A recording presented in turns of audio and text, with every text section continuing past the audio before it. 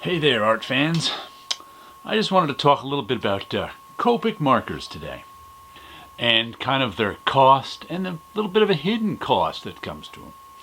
I like Copic markers in general, and one of the reasons I like them is their upfront cost is expensive, but their long-term cost is a little cheaper. That's because of that's a Copic marker, and that's the refill ink. And it's this refill ink that in the long run makes them cheaper. If you look at the price of Copic markers, they run from $6 to about $8. Hold on, let me show you. Boy, I thought I had this page. There we go. Here's the Dick Blick catalog where I often get them. And it's $6 a marker and $6 a refill from their website. They don't have the open stock here in the catalog.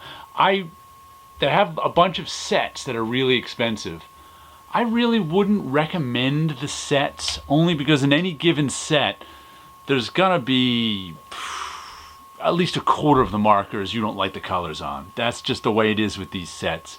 So I bought mine over the years buying a color here and there that I like, and I think I have about 115 Copic markers altogether with their refills. But I bought those over, I don't know, 8-10 years. And one of the good things about Copic markers is you can replace the nibs. There's the sketch nib. This is a super brush nib. Super fine nib. So I bought all these nibs. I haven't replaced a ton of nibs, but I have replaced. There's the standard chisel point nib. I almost never use the chisel point, but I have these medium broad, and I write on it that one goes with the sketch marker. They also have sketch markers and regular Copic markers. I like the sketch markers general. There's another optional nib. I even have a couple of calligraphy. That goes on the light gray end of the original. As you can see here, the ends are, well, they used to be marked with colors. Mine are all blacked out from being used so much. Well, that's one good thing about it. If your nib wears down, you can replace it. And the ones I replace most are the time I use the chisel point nib is on my big ink drawings. I use them, and you can see there the nib gets rather ragged. That's because I'm using it against a straight edge. When I'm working on my big ink drawings, I use these for the straight lines. And on the other side, that point's pretty worn down too. Because I'm drawing against a metal edge with them, so eventually they wear down. And like I said, what's good about these is you can refill. You can see that this one's been. You can tell my most used ones by how many times I missed putting the cap on perfectly, and there's ink all around the edge. But they're pretty easy to refill. It's best if you pull both sides off. This is the sketch one. It means it has a brush nib on that side and a chisel nib on that side. I almost never use this chisel nib. I always use the brush nib. But if you want to refill this, you just pull off the chisel nib. There it is. They have a little tool for pulling it off too, but I never got that. I just use a rag. Got some red on my hand anyway. And then, not much left in this one. We just pull it over there, and I usually count between 50 and 60 drops. And yes, I actually count. But this one's almost pretty full. And if it starts dripping out this other end, you'll know it's full. But I usually stop before then. Matter of fact, look, that tip looks a little weird. There's a white area on it, like it's drying out. That tip may need to be replaced soon, because that's what happens to some of them.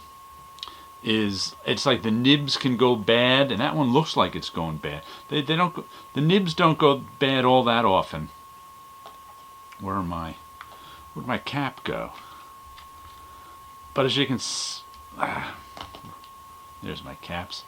But as you can see there, that nib's got a white area on it. That should all be the same color. think that means my nib is solidifying and drying out. I'll replace that one. But this marker is, I don't know, like I said, this is lipstick red. I use this all the time.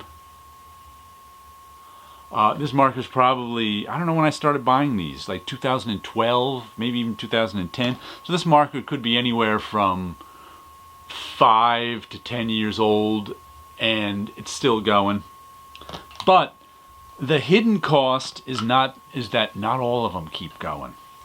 Here is the hidden cost of Copic markers that I can't stand. See this pile of markers right here? They're all no good. And they're not no good because you know they ran out of ink.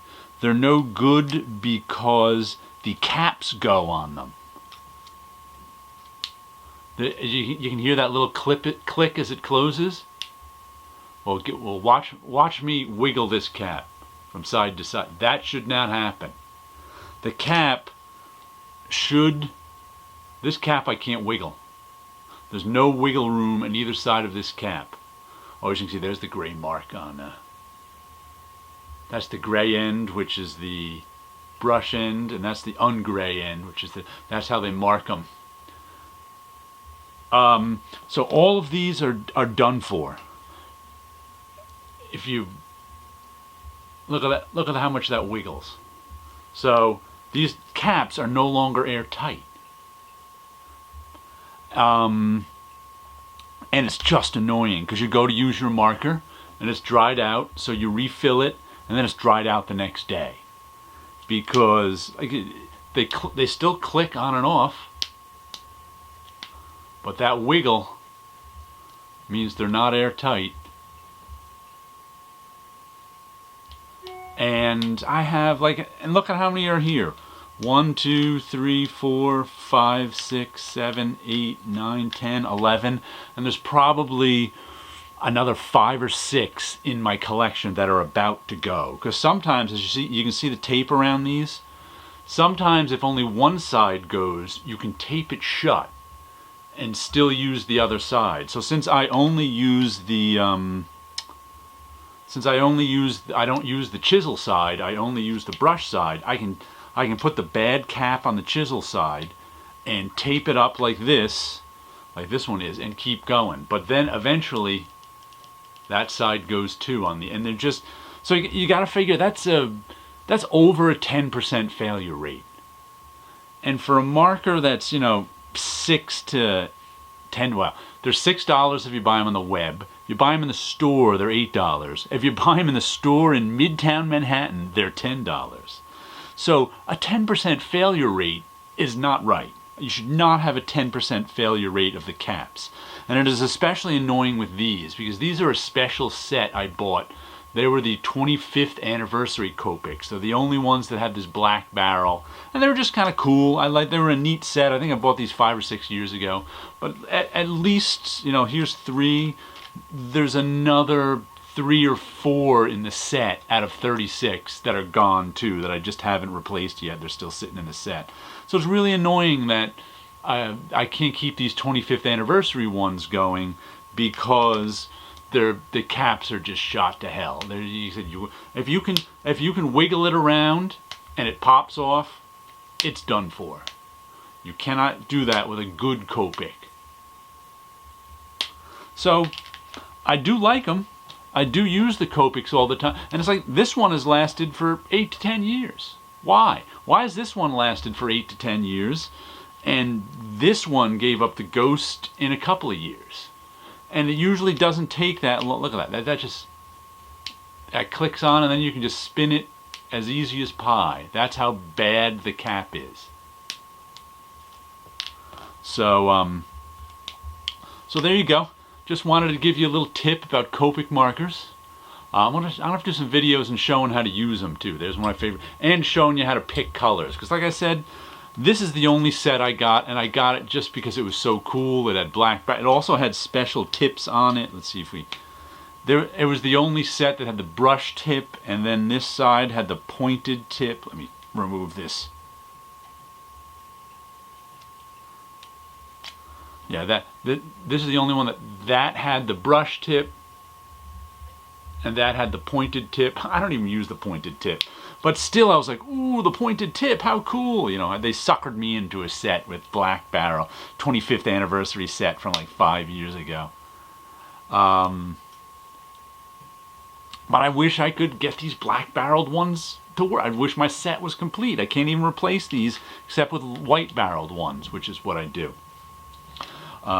So there you go. A little look at Copics. Hope you enjoyed that. Nibs, you can get nibs, spare nibs for it. You can get spare ink for it. If only you could get caps that worked for all of them. All right. You guys have a good week out there.